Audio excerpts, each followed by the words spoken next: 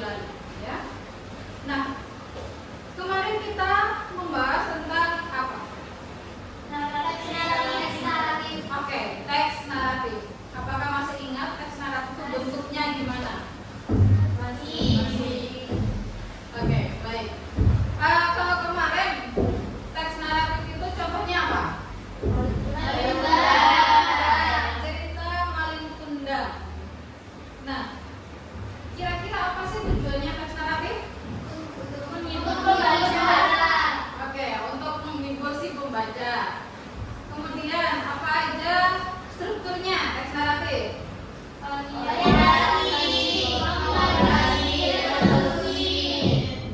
baik. Masih ingat semua? Alhamdulillah.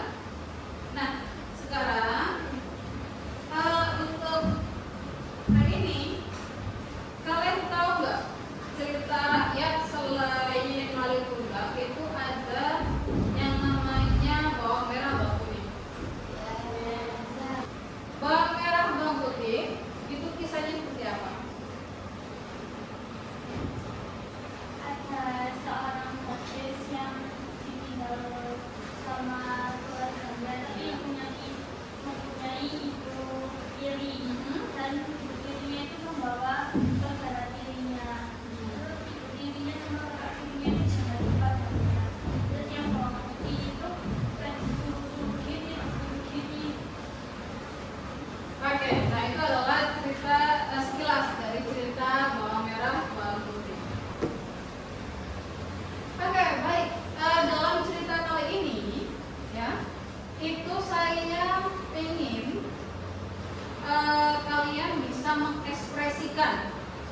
Jadi bisa mengekspresikan gimana menceritakan tentang naratif teks itu dengan mimik wajah yang seperti apa sih? Apa ya? Kayak telling story gitu loh. Kalian pernah nggak telling story? Iya. Pernah ya? Kayak kita kan menceritakan suatu kisah gitu kan. Nah itu kan kita masa menceritakan dengan data gitu.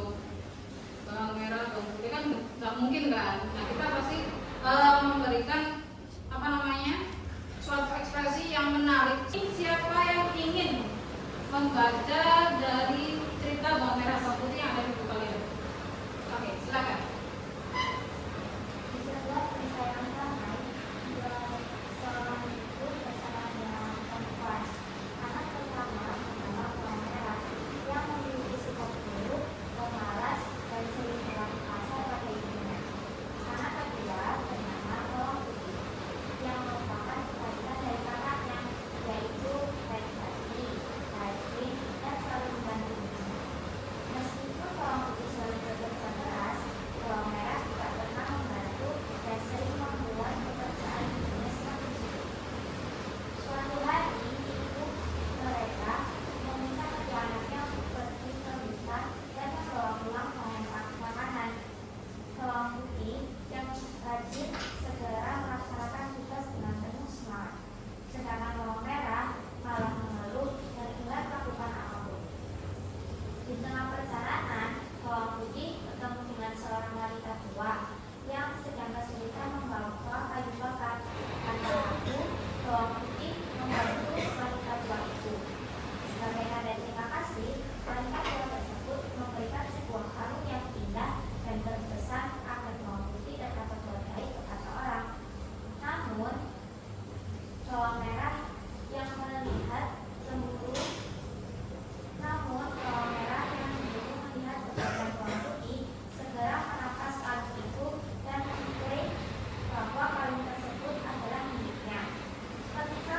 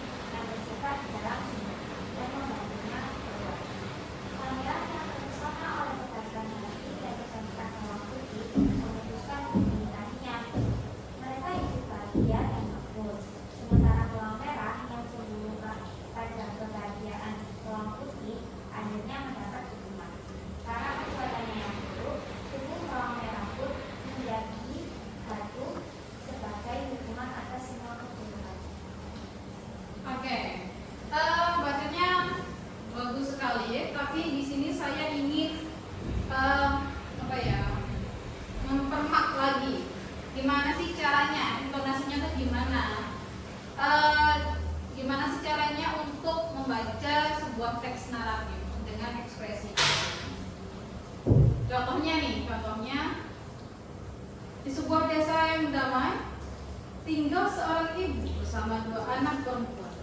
Anak pertama bernama Bawang Merah dan memiliki sifat buruk, pemalas, dan sering berlaku kasar pada ibunya. Jadi kayak ada intonasinya, ada jedanya, dan titik komanya itu harus jelas kayak gitu. Jadi kayak gitu. Bisa dibayangkan? Bisa. Oke, baik.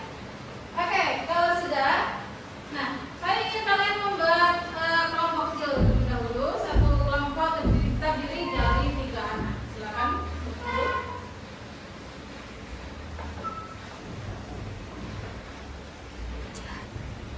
Oke, baik. Nah, sekarang silakan dibuka pada buku kalian. Nah, itu ada banyak sekali cerita tentang teks naratif. Nah, nanti tugas kalian adalah mencari dari salah satu teks naratif yang ada di buku kalian. Kemudian nanti setiap kelompok saya ingin kalian mempresentasikan gimana sih caranya menceritakan suatu teks naratif itu dengan intonasi, dengan ejaan yang jelas. Bisa dipahami? Oke, silakan berdiskusi terlebih dahulu. Kira-kira mana yang lebih cocok untuk diceritakan di depan?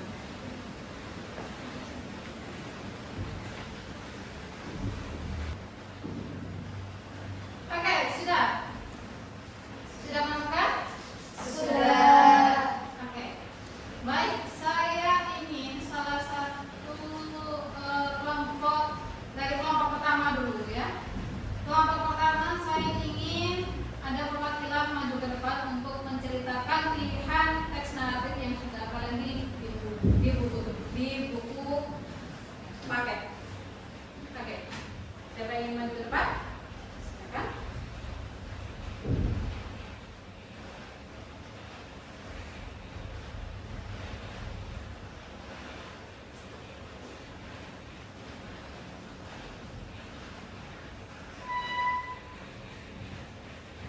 Legenda Danau Toba. Dahulu kala, di sebuah desa terpencil di Sumatera, hiduplah seorang pemuda bernama Toba. Ia bekerja keras sebagai petani dan nelayan. Suatu hari, saat sedang memancing di sungai, ia menangkap seekor ikan emas yang sangat besar dan bersinar seperti emas.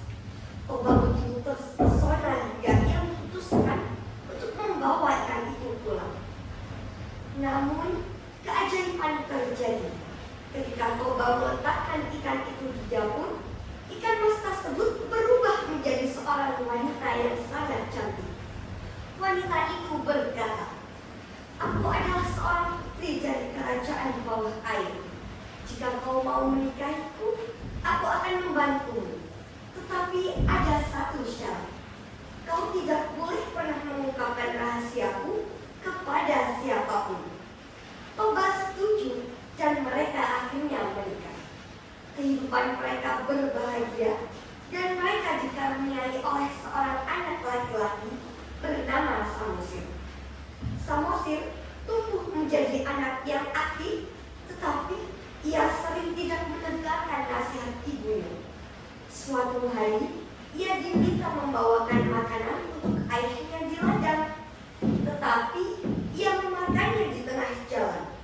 Ketika Toba mengetahui hal ini, ia sangat marah dan tanpa sengaja berteriak, "Dasar anak ikan!" Begitu mendengar kata-kata itu, Samosir berlari pulang sambil menangis dan memberitahu ibunya. Sang istri sangat sedih karena rahasianya telah diungkap.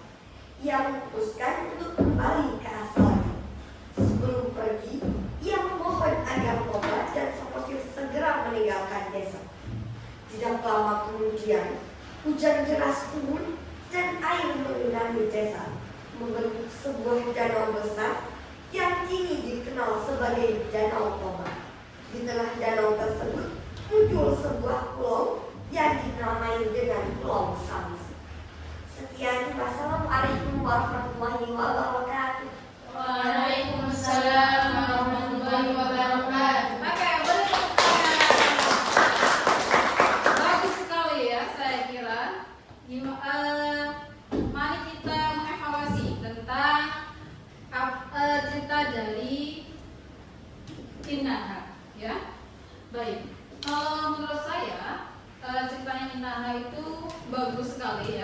ekspresinya juga bisa menjiwai. Cerita kali ini kita sudahi dulu, dan saya ingin mengevaluasi lagi tentang apa sih teks naratif itu. Sekali lagi, ada berapa strukturnya teks naratif? Yang pertama, yang kedua, yang ketiga, oke, baik. Jadi untuk tugas minggu depan, saya ingin kalian membuat teks naratif dengan karangan kalian sendiri. Ya, jadi nanti bisa dikerjakan di rumah. Minggu depan, saya ingin satu persatu untuk mempraktikkan atau menceritakan tentang teks naratif yang sudah kalian tulis sendiri. Bisa dipahami? Bisa.